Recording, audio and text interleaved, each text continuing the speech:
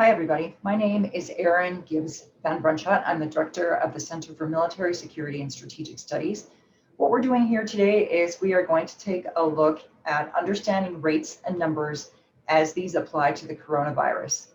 So I'm going to start to share my screen with you so that we can take a look at a few examples of what we're talking about here. So, as many of you have been experiencing over the past 6 months, we've been inundated with information about COVID-19.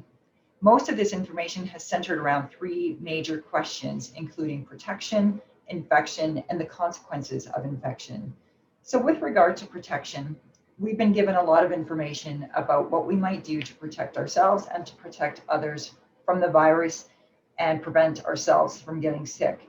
These sorts of methods have included using personal protection equipment such as masks, frequently using hand and other sanitizers, to social distancing, including meeting outdoors, avoiding contact, standing away from each other, and ensuring that get-togethers don't exceed various limits. I know many of us are home this semester and not in the classroom due to many of these provisions. So a lot of the information that we have been given about COVID-19 has involved numbers. We hear a lot about infection rates, testing rates, death rates, etc.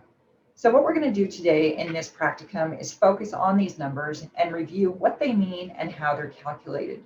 The goal is to provide a working understanding of what it means to quantify a pandemic and how it provides a baseline of information through which pandemics can be understood today, as well as how they might be understood in the future when we are comparing what's happening today with future pandemics and pandemics from the past. So the plan for the day is that we're going to look first at population and infection rates. The second component is testing rates. The third, death rates and recoveries. And the fourth is comorbidities. Before we leave the slide, I wanted to draw your attention to where this graphic is from. And it's from the Johns Hopkins University Coronavirus Research Center. And it's an excellent resource for global and US data about COVID-19. More specifically, it's great for US data, but as you can see from this graphic, they collect data from around the globe. So it's a quick and interesting resource with excellent graphics if you're interested in taking a further look. So with regard to our first aspect here, populations and rates, it's important that we first understand what a population is. And we've got the definition here: a group of people, objects, units, or measurements. And a population is a grouping that we want to draw conclusions about.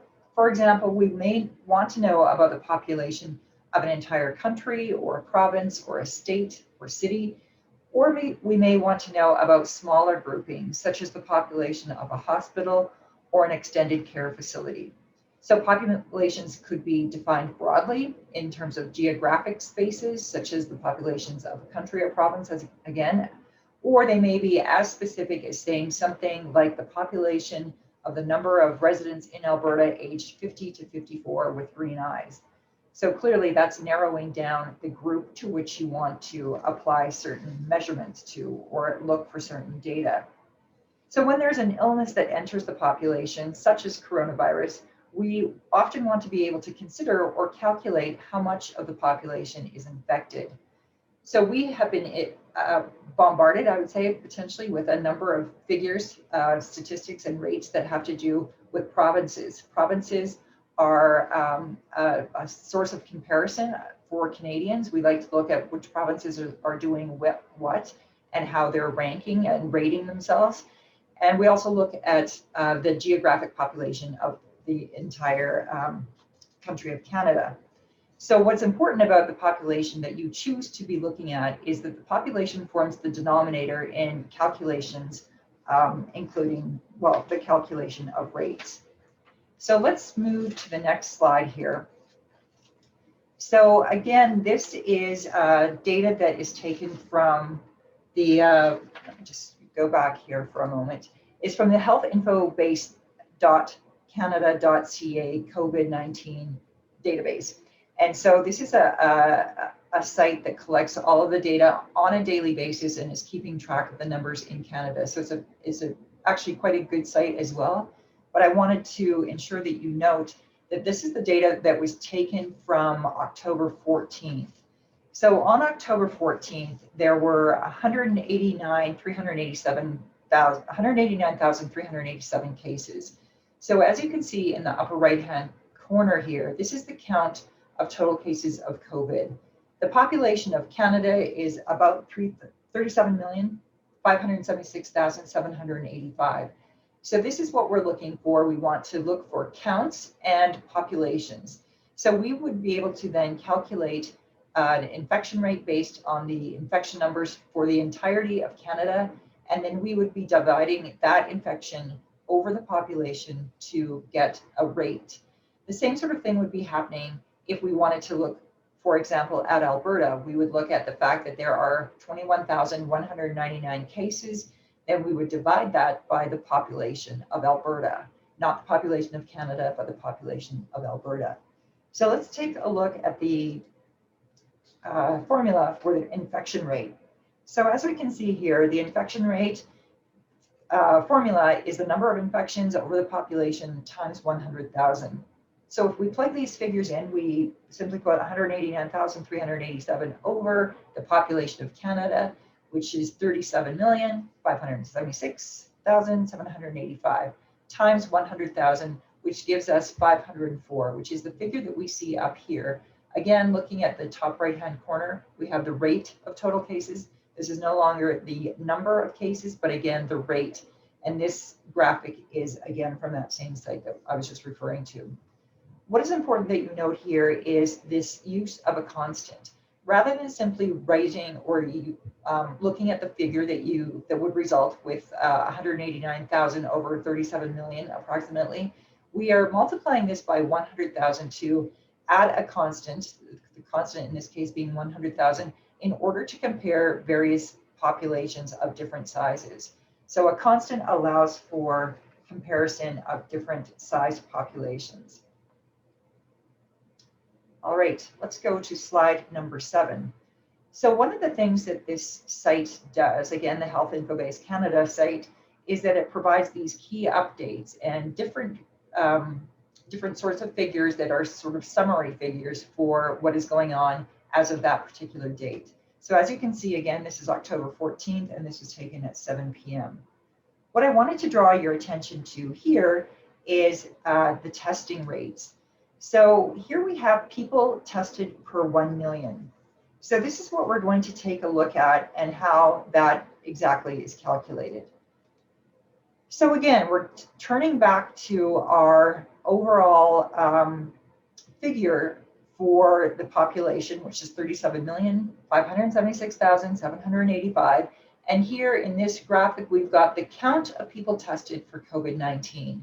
So this is a different number that you see here, 8,353,069 people have been tested. So again, we're able to readily calculate the testing rate for this particular population. So one of the things before we do this rate or the test calculation is I wanted to draw your attention to the notes that they have on this particular graphic. So here we have the count of people tested for COVID-19. And this is an important thing here because testing rates may involve numbers of tests or number of people tested. This rate is the number of people tested. So if you imagine that there are certain individuals in the population who are repeatedly tested, this is accounting for that. And even if somebody winds up being tested 10 times, they are counted once. This is not always the case. So you have to be sure that you know which group you're talking about, all the tests that are done or the tests of the people themselves. So let's turn to the next slide. So accordingly, we have the number of tests that were done, number of people tested more specifically, because as you can see in the upper right-hand corner, this is rate of people tested. So we have the number of tests from the previous screen, which was 8,353,069, again over the population of Canada, and multiply it in this instance by 1 million. We're using 1 million as the constant rather than 100,000. This is basically because we have populations that are large across large number of individuals who've been tested. So 1 million constant makes more sense in this specific case. So our calculations look pretty close to what was calculated on this site, 222,220 per 1 million people. So for every 1 million people, there have been 222,220 individuals tested. If you actually do this calculation, you get something a little bit different here. So I had to make an estimate in terms of what was actually going on for that denominator. But that's the idea, is that we're looking at a similar denominator and for all of these population tests. Now, normally at this point, I would be asking, are there any questions? But we don't really have that opportunity here. So let's continue on here. So death rates and recoveries is an important aspect of the figures that we have been presented. So I wanted to take a look at this and ensure that we know what is going on here. So these, again, a few slides back, we had the total cases. So this is the total number of cases that have been found to have been positive. The total cases that have been of individuals tested and found to be positive. So what this means is that of those 89,000 approximate cases, there have been 20,372 active cases, or that means that there are active approximately 20,000 active cases right now. Of that 189, 159, so just about 160,000 have recovered. And of that 189, we see that there has been 9,664 deaths. So 5.1% of those who were positively infected have died, is what is the summation of this slide at this point for our purposes. Let's just take a look though and see how it is that we see the death rate calculated for across Canada. So again, this I'm drawing your attention to the upper right-hand corner where it says the rate of deaths related to COVID-19. So over here, we have the number of deaths related to COVID-19, and that's from the previous slide. Just go back for a moment, the 9,664. We've added that into our formula, number of deaths related to COVID-19, 9,664 over the 37 million approximate figure. And that gives us a total, we're back to 100,000 as our constant, but it gives us 26, a death rate of 26 people per 100,000. So let's take a look again. Again, looking at the death rate, it has been calculated here as 5.1%. And that is what we get here as well. Obviously, 9,664 over the 189 is equal to 5.1%. So that is the death rate. The death rate could be calculated from those who have died across, related to COVID across the entire population, or it could be calculated within the group of those who were actually infected and tested positively. So let's go to comorbidities and COVID-19. So this has to do with basically a comorbidity is something that causes an individual to be more or less vulnerable. But we're looking at this in terms of the total cases. So what I wanted to ask you to think about is what this actually does mean. So 189,000 people approximately have been tested or tested positively for COVID. What this does not include are the people that haven't been tested and are positive for COVID. So we can imagine cases, for example, where we have individuals who are sick, they might be at home for a couple of days, get better, and then go back to work. And we don't know if they, or we can assume in some cases that they were not tested. So the total cases, those individuals who may have tested or may have been positive but were not tested, are not included in this specific figure. That is going to impact what we see as active cases, recovered cases, and deaths as well. because again, this 189,387 figure is just for those who have been tested. It doesn't include everybody who's had it, nor would it then include everybody who's recovered, nor would it potentially include everybody who has died of COVID. So let's take a look at how this matters with respect to comorbidities. Again, I'm circling this because it does flag this for us earlier. So these were the 189,387 number of total cases of COVID. So this note right here is actually central to the way it is that we should look at these figures. So this note says that the total number includes publicly reported confirmed and probable cases, but it is still publicly reported probable cases. So again, we're looking at just those that have been have gone through a testing sort of procedure. Not any individuals, none of the individuals who were not tested but were positive were clearly captured in this in these figures. So comorbidities are important because of the fact that they increase risk for individuals to potentially have a very negative outcome. So more specifically, a comorbidity is defined as, just stop sharing for one moment. We'll go back to the screen. So a comorbidity is the presence of one or more chronic conditions that may increase one's risk for healthcare and increase one's vulnerability. So I got this list of those conditions that increase a risk for all adults and that potentially increase risk for all adults. And this is from the Center for Disease Prevention.gov site. So in terms of those conditions that may increase one's risk, those include the following sorts of things.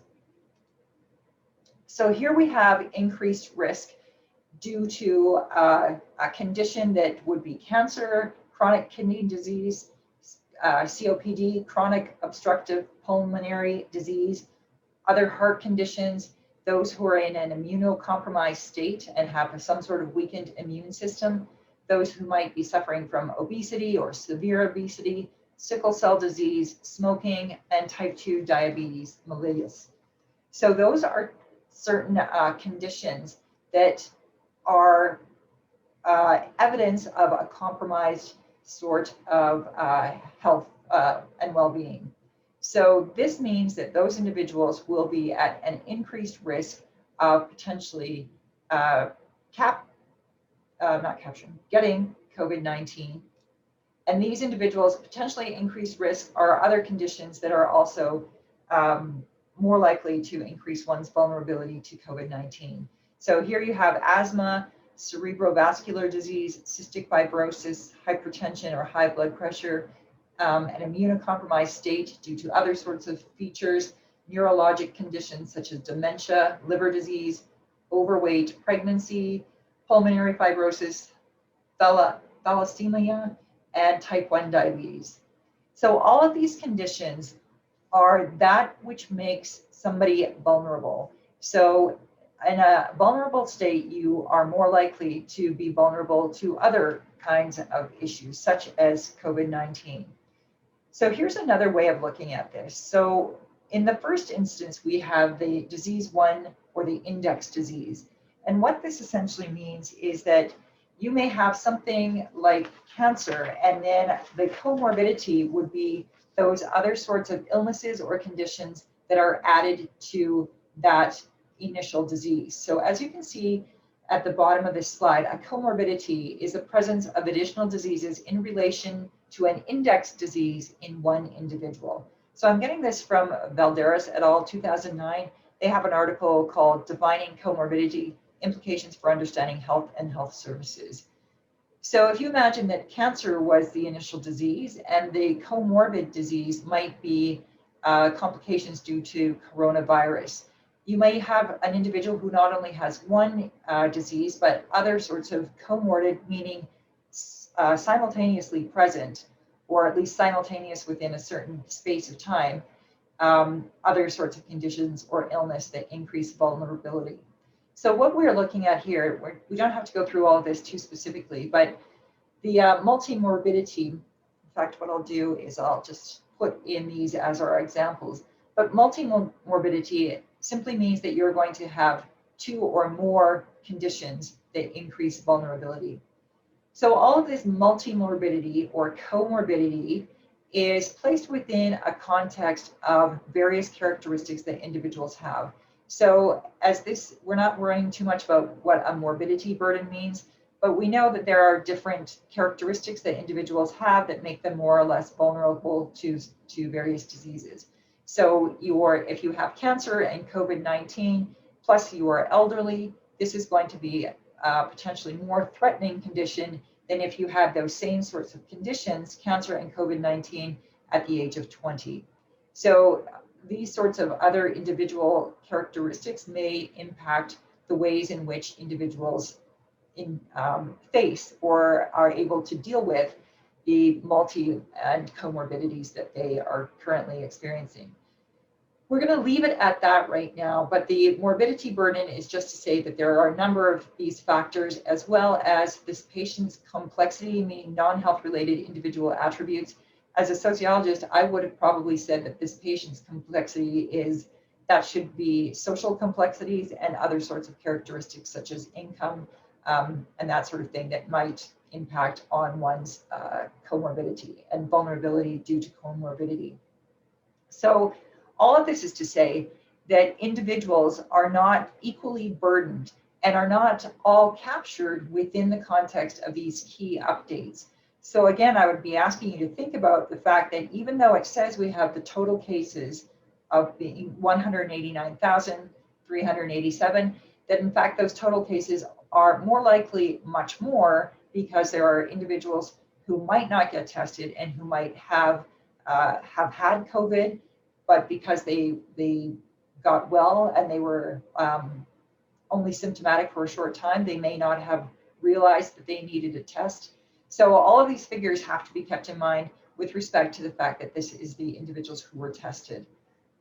Given that we are still in the throes of the coronavirus pandemic, it made sense to me to just add the little bit of a blurb again with regard to how to protect yourself and the continued importance. Now that you see how vulnerability, we'll just go back here for a moment, how vulnerability is increased amongst those who have a compromised system in some way or another, the importance then of continuing to do the things that we've been told from the beginning, which are things like washing your hands often, avoiding close contact, covering your mouth and nose with a mask when around others, covering your coughs and sneezes, cleaning and disinfecting, and monitoring your daily health. So I'm hoping that in the end, these few hints will at least make you wonder and give thought to the types of statistics and data that you're being presented with, and understand a little bit more about how rates are calculated, and in fact, what an infection rate is, and who is being counted, and that sort of thing as well. So I hope that you all stay well, and I hope that you have a good rest of the fall season. Thank you for your attention.